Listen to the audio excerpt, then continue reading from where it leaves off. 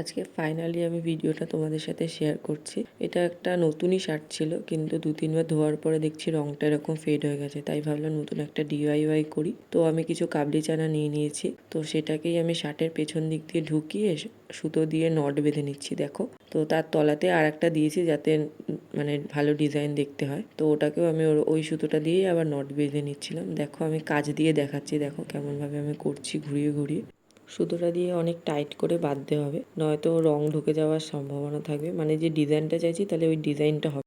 দেখো ভিডিওতে আমি দেখিয়েছি সুতোটা দিয়ে কীরমভাবে বাঁধতে হবে। তো আমার সবকটা নট বাঁধা হয়ে গেছে। তো তারপরে আমি একটা বাটিতে গরম জল নিয়ে নিয়েছি, ওর মধ্যে নুন দিয়ে দিলাম। তো আমি এখানে ডাই করার জন্য কাদামের পাক্কা রং ইউজ করেছি। এই ডাই কালারটা আমি অনলাইন থেকে পারচেস করেছিলাম, যদি কেউ তোমরা চাও তাহলে আমি লিঙ্ক প্রোভাইড করে দেবো। তো তারপরে ওই জলটার মধ্যে আমি জামাটাকে ভালো করে ভিজিয়ে নিচ্ছিলাম।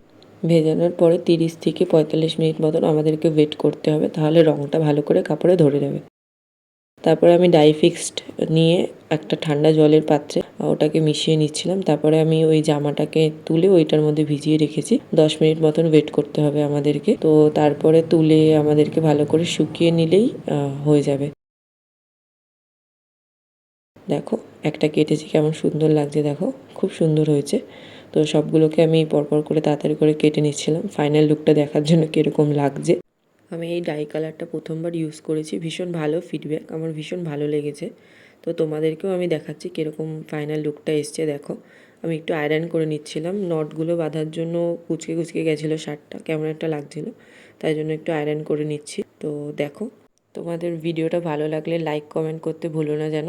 আমি সবার কমেন্ট পড়ি, তোমাদের ভালো ভালো কমেন্ট দেখে আমার খুব ভালো লাগে। তো তোমরা এরপরে কী সম্পর্কে ভিডিও দেখতে চাও আমাকে জানিও। Tata, thank you.